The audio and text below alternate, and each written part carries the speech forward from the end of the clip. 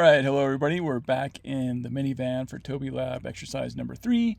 This is the review of what everybody did, or at least what a few random people did for this exercise. So we have 6 different tokens we need to transcribe for this one. We're going to start off with Abercrombie. We're going to do it in alphabetical order. So we'll just get rolling with this token. She knew Abercrombie. So She knew Abercrombie. there are a number of interesting things going on here. Number one, I started this one off with the same pitch range I used at the end of the last exercise because I haven't done anything with prot since. So for that one, I was using some of my some utterances from my own recordings, and it's okay to have like an upper limit of 300 hertz for me because my voice is fairly low. But this is a female speaker, so let's kick it up a notch, maybe to 450. She knew Abercrombie. And that may help, that might not. Actually, I think I might do it 100 to 400. Let's see what that looks like. We get interesting effects when we do it different ways, right? She knew Abercrombie. And most notably, there's some creakiness going on here in the middle between new and Abercrombie. Yeah, that sounds pretty nice. I'm going to roll up my windows here. The reason for that, sort of the phonological reason for that, is that new ends in a vowel and Abercrombie begins in a vowel. So you will often get sort of hiatus, vowel hiatus as they call it, or basic glottalization in between, sort of to signal that word boundary, because otherwise there's nothing sort of breaking up those two. She knew Abercrombie. And that's just creakiness, basically. It's this bit. And what that does to our pitch track is that it just messes it up because it's happening at a much different sort of rate as the F0 around it. And it's also, creakiness tends to be kind of inconsistent time-wise. This one's not too bad, like in terms of its consistency. We get like 3 nice glottal pulses there consistently, but then it changes pretty quickly. The problem with that is, if we go out, you can easily misread that. So if you're just following along with this pitch track, once again, don't listen to it instead of just looking. But what you see here is this jump up in F0, which may look like an H star, even though it's not. Instead of that, she knew Abercrombie. She knew Abercrombie. What's going on here is that there is a low star on the first syllable, the stress syllable of Abercrombie. Abercrombie. I'm actually going to put another break here, too, to line up at the end of Abercrombie with the rest of the ends of the utterance. Abercrombie. So that's the only pitch accent in here in the middle. You can maybe hear that kind of dip as it's kind of facilitated as well by that creakiness, but that dip as she goes down to the first syllable of Abercrombie. She knew Abercrombie. And that's a little bit more stressed, right? So, you can maybe think of this as like, she's responding to like a variety of like who all did this person know? Well, she knew Abercrombie, as well as Fitch and whoever else, right? But that first syllable is going to be stressed on Abercrombie because that's kind of like the new information that you're adding on to this conversation, basically. Abercrombie. In response to a question like that. This person also has a high boundary tone transcribed here at the end. I transcribed it a little bit different. So number one, we're moving on from just the boundary tones by themselves notation. We've learned that there are also phrase accents. Every time we have a boundary tone, we also have to have a phrase accent right before it. And this particular pattern, that intonation contour at the tail end, is very distinctive because it just kind of like rises a little bit and stays flat. She knew Abercrombie. Abercrombie. And it kind of sounds like maybe there's more in the list that she has to say, like I was alluding to before, like she knew Abercrombie, she knew Fitch, she knew whatever, Douglas, whatever, come up with a name. She even knew Winters, perhaps, but she knew Abercrombie. Maybe better than myself. What I would recommend you put here, though, is a high dash low % sign.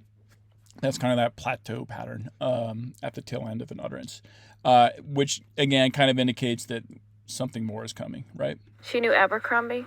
I'm not going to play that one again. I think we've heard it enough times because that's basically all you need for this one, this low star pitch accent and that boundary tone combo at the tail end. We'll see if we see other different boundary tone combos at the ends of other utterances. I'm going to have to sort of modulate my temperature here. Maybe I'll turn on the AC. Apologies for the ringing. All right, let's try Amelia knew him. Amelia knew him. All right, so this speaker says it a little bit differently than the way I said it.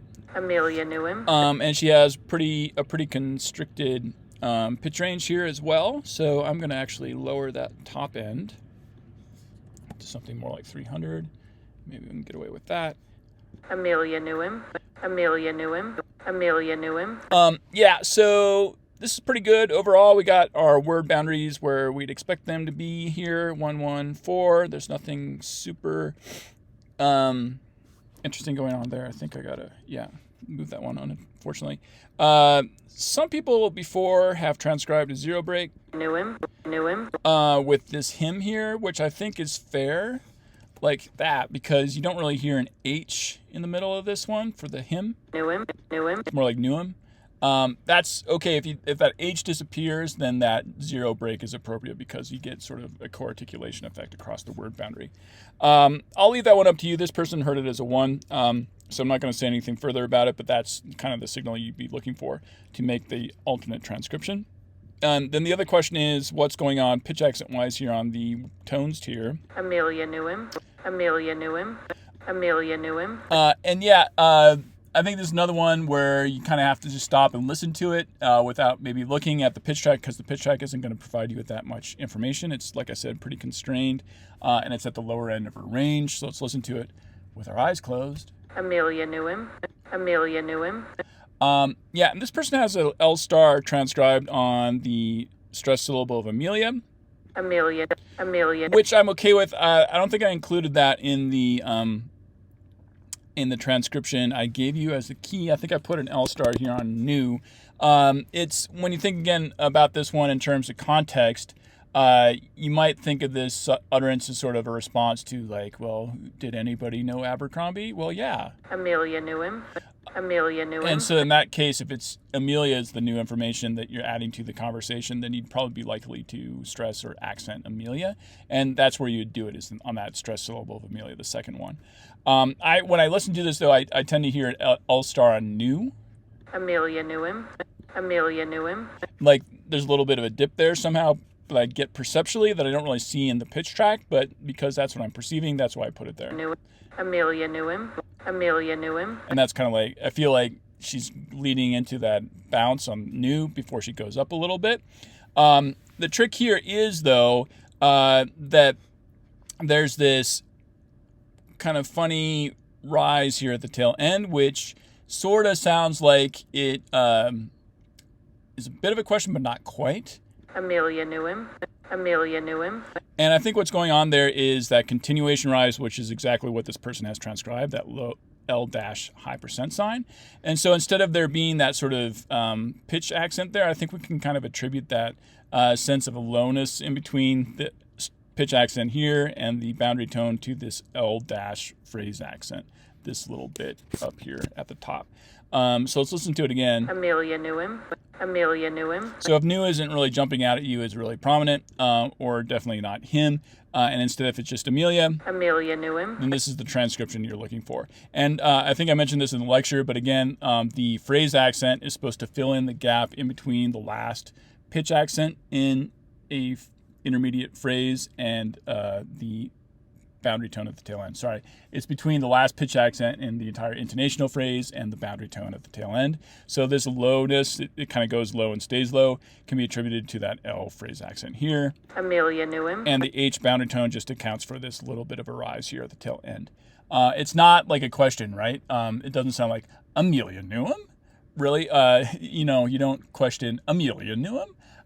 You're not putting L star on Amelia and then immediately going straight up to the top of your pitch range. You're staying down lower for a longer period of time, which gives you a different sort of feeling at the end of this utterance that, maybe there's something more to say, but you're not asking a question.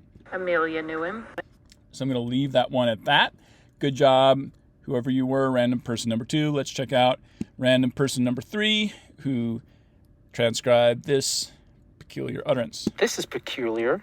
This is peculiar. All right. This is peculiar. A couple things I like here. I like the word boundaries. They seem to be on target. This is this. This is is. and this is peculiar, peculiar, and this is the boundary tone combo at the end, so they transcribed it with both the phrase accent and the boundary tone, so that's good. Also, I hear this H star on this. This is peculiar. That obviously jumps out, and you can see that sort of peak on the top of that one. So that makes sense to have an H star there. This is peculiar. This is peculiar. They also have an L star on peculiar, but where they put it is probably not where they should. Peculiar. So they put it on this first syllable, which is not the stressed syllable of peculiar. So if you listen closely, peculiar, which, well, the way I'm saying it is basically a 3-syllable utterance for peculiar, a 3-syllable word. But I get stress on that second syllable right here. And you can kind of see that with all this aspiration here for the K. The K sound in peculiar, which is represented with a C orthographically.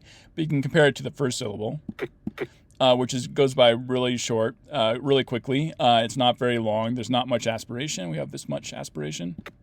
And for the K, instead, we have this much aspiration. It's a lot more distinctive. There's also a longer sort of break, longer closure for the stop at the beginning of the second syllable. It's overall more intense, longer, more prominent. I guess I can show maybe intensity here. Yeah, you should. Well, yeah, this one pops up quickly, but this one lasts longer here at about the same level. Intensity can vary. Your results may vary with intensity, so that's why I don't look at it that often. But basically, the L star here is going to be on the second syllable of peculiar, because that's what's being made more prominent. This is peculiar. This is peculiar. And hopefully you can hear that too when you just listen to that. Like he kind of has that bounce there at the bottom of peculiar, but it's going to stay down there because, again, we have this low phrase accent right after it. This is peculiar. This is peculiar. And it only rises just a little bit there at the tail end. So this is obviously not a yes-no question. This is peculiar. This is peculiar would be a question, right? Where it would go straight up to the high end of the range right after the accent on peculiar, but instead we get this is peculiar. Just a little bit of a rise, like, oh, what's so peculiar about it? Yeah, so that's all I'm going to say about that one. Well done. Random person number 3. All right, so for the fourth one, we have a cigar. And it sounds like this. Close, but no cigar. Yeah, and I like a lot of things about this one, too. There's a close, but no cigar. little bit of cleanup that I will do here. I'm going to add this word boundary for cigar, and then move this word break just a little bit over to line up with all that stuff. So we get cigar here at the end. Cigar. There's also not a break here at the start. I'll just transcribe it the way they transcribed it, which is with a comma at the tail end, which is kind of useful because there is a 3 break at the tail end of this particular word. Close. And that should be lined up with this L phrase accent. So got that right. And like I say in the lecture, and I think I've mentioned to people in office hours as well, you can kind of think of a phrase accent break as sort of like a comma as opposed to a period, which is what you get for a 4 break or an intonational phrase boundary, which is represented by this percent sign. But I mentioned also last time that if you do have any of these boundary tones, you have to have now a phrase accent right before that boundary tone. Close, but no cigar. And what I'm going to put in front of this one is another L dash. So our option there, this is definitely the lower end of the speaker's pitch range. We can see the F0 kind of descending down into it, and we get this also kind of the sense of finality to this whole utterance. Close, but no cigar. So that's characteristic of that LL pattern. This is basically a statement, right? Close, but no cigar. The other option, if we're going with a low boundary tone, would have been that high dash L boundary tone, which is what we heard in like She Knew Abercrombie, which is not really the same sort of feeling you get at the end of this one. This one just drops down and it's over, right? There's nothing more to say. So I know you were trying really hard at this exercise, but... Close, but no cigar. Okay, that's the last bad joke I'll make today. At least the bad joke I'll make for this particular text grid. I can make no further promises than that. Otherwise, I'd say I like this H star on close. That's clearly there. Close. And then it drops down right after that. There is also, I think, an H star after that in this second intermediate phrase. But no cigar. But no cigar. And where I hear it, though, is on the second syllable of cigar. And you can kind of see a little bit of a pop-up in F0 for that. Close, but no cigar. So cigar. So he's kind of jumping up for the gar part of cigar. Cigar. Cigar. And then goes straight back down to the bottom end of his range. But that's where the pitch accent is in this particular case. What I would say on top of that is just a reminder that anytime you do have an intermediate phrase, according to the rules of the TOBI grammar, there has to be at least one pitch accent in there. So good job, random transcriber number 4, for getting H stars in both halves of this one. And then the other thing just to remind you of is line these things up. The breaks line up with the phrase accents and boundary tones. And anytime we have a boundary tone, we have to have a phrase accent right before it now.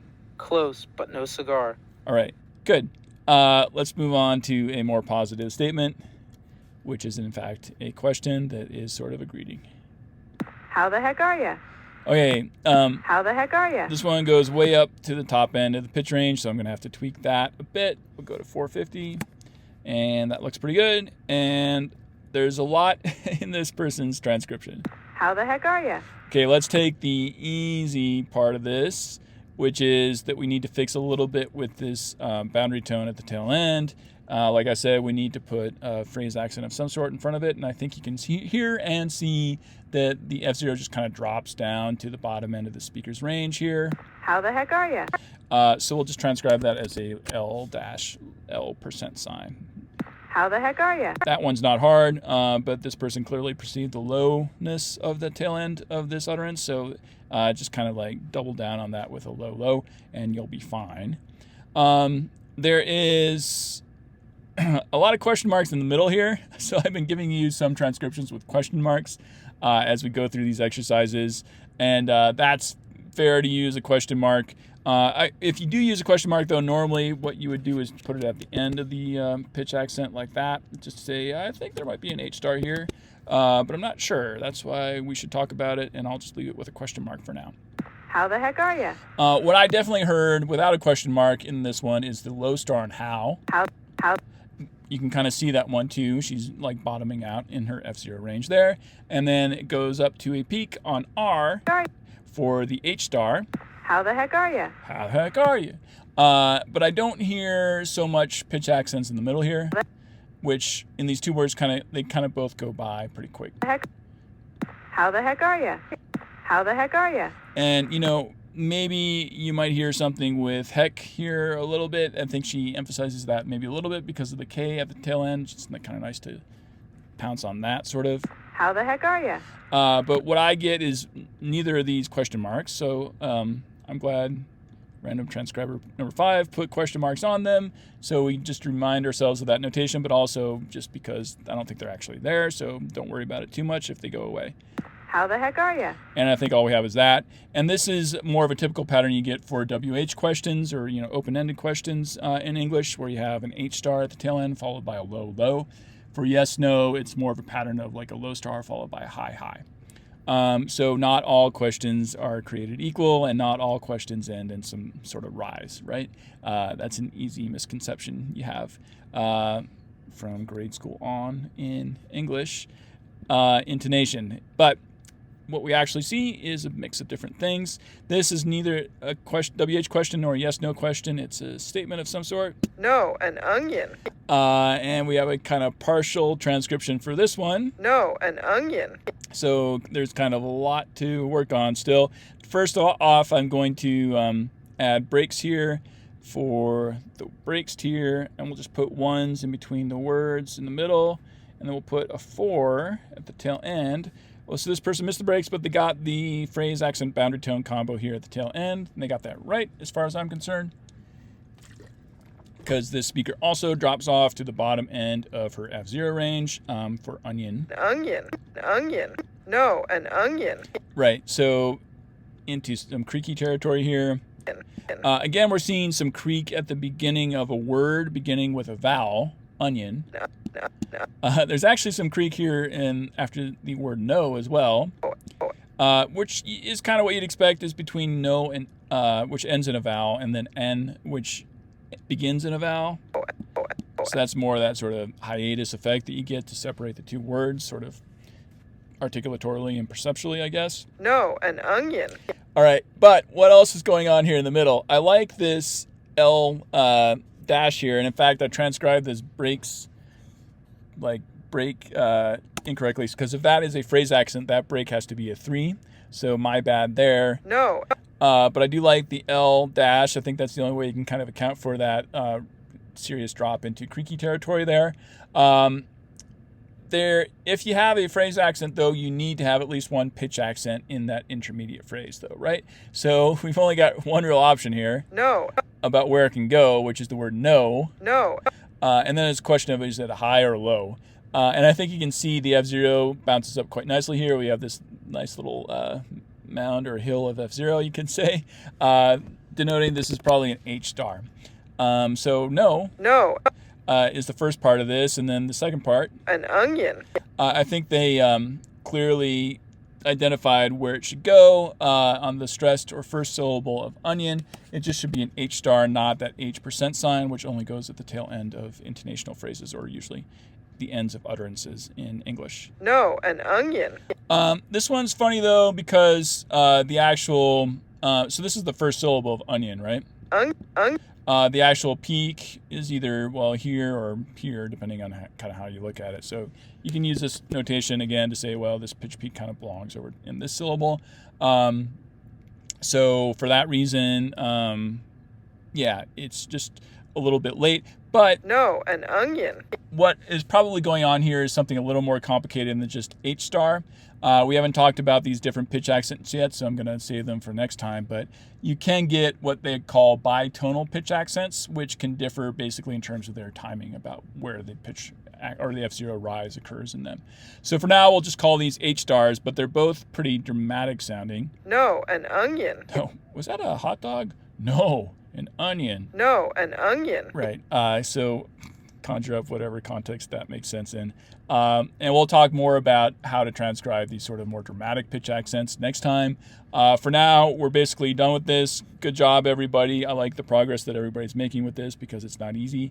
But in order to make more progress, we need to keep practicing more as well. So that's what we'll do for next time. Our next assignment is due on Friday. I'm going to send you this link and an email just to remind you. And I'll see you guys then.